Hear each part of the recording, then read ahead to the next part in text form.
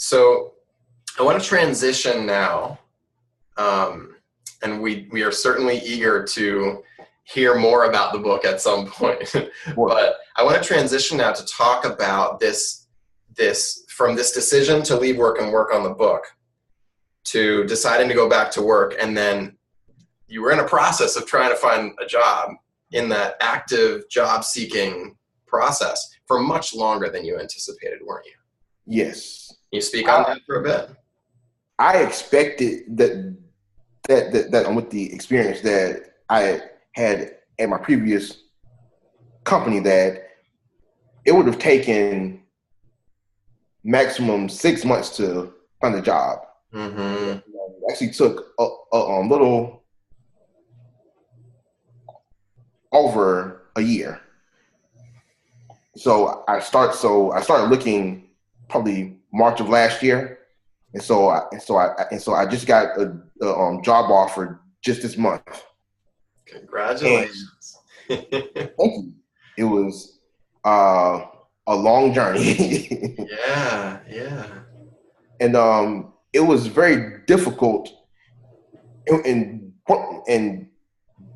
one of the things that was probably most difficult about it is that after going through, my year of fear and really accepting my stutter and really breaking, a lot of the fear that I was dealing with, I came to see myself a certain way. And so it was frustrating that when I would talk to recruiters, hiring managers, and as a result of my stutter, they would see something else. And so it just felt like a battle to really present myself as I know I am versus what others see as a result of my speech. Mm-hmm. And so there were a lot of discouraging experiences that I had. One in particular, I actually posted a video about this the day it happened. But this was probably October of last year. I went for a job interview for I believe it was for a project manager.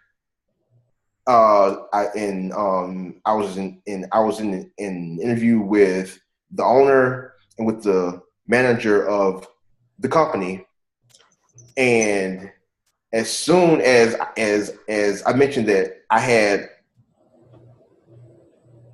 a stutter, the owner said, "Oh, I need to go and give the receptionist your resume." Got up and walked out and never came back. And so I was left there with the manager, and the look on his face told me that this is over. But I could not believe just how unprofessional that experience was. And I was tempted to be bitter and to be angry about it.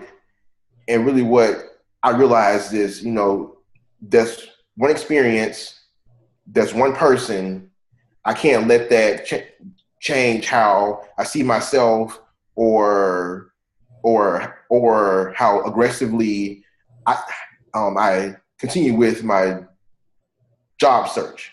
And ultimately, it was also, a lesson in resiliency, because people will do and say things that will get to you, and that's just part of life, whether you won't have a stutter or not. Yeah. And one thing that strikes me about about the majority of people who stutter that I work with is the amount of resiliency is sometimes staggering. Yeah. And so it seems you have learned to tap into your own sources of resiliency. Does it take time to develop the type of perspective that you developed? So after having a rough interview experience like that, does it take a few days to arrive at the decisions that you did around the way that you wanted to react? At one point in time in my life, that experience would have bothered me for about a month. But now things like that happen, and I get over it pretty quickly. And I ask myself certain questions as, as a way of doing that. I put the focus on the other person instead of me. I read this book called The Four Agreements. Mm-hmm. And one of the agreements is don't take anything personally. That's something that changed my life, because now I don't hold myself responsible for the reactions of other people. That's their responsibility. So instead of saying, if I didn't stutter, then, the interview would have went better. I asked myself, okay, what is it about this person that made them react this way? Mm-hmm. What's missing in their integrity or in their compassion for other people that would allow him to get up and just walk out of an interview, in the middle of it? Interesting. So if you're going to dedicate mental energy engaging in why something happened, why a person behaved in a certain way, why they said something or reacted or behaved a certain way, you've learned to think about that person and their own characteristics and internal state that may have led to that, not how you may have caused that. Right.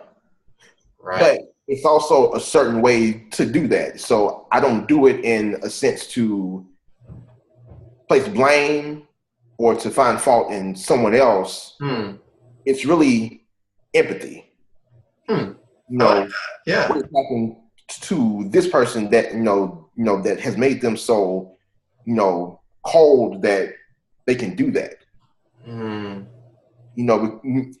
what that does is that puts the focus on the other person, but it also keeps you from being angry and bitter, because it's hard to be angry at a person who you have empathy for and compassion for. It's powerful stuff. Yeah, I can see why you honed in on that piece of advice. Yeah. That book. That is really powerful. Very helpful. Yeah. It's like and I don't say this loosely, but that one phrase, don't take anything personally, has changed my entire life. Wow. Well, Derek, there's so much that I feel like you and I could talk about, but I want to go ahead and wrap things up. I look forward certainly to hearing about your book and the progress you make in the future with it. I congratulate you on finally getting this job.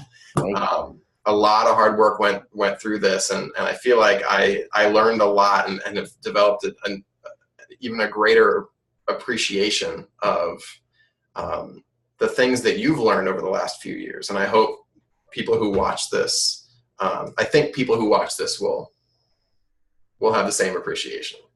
I hope so.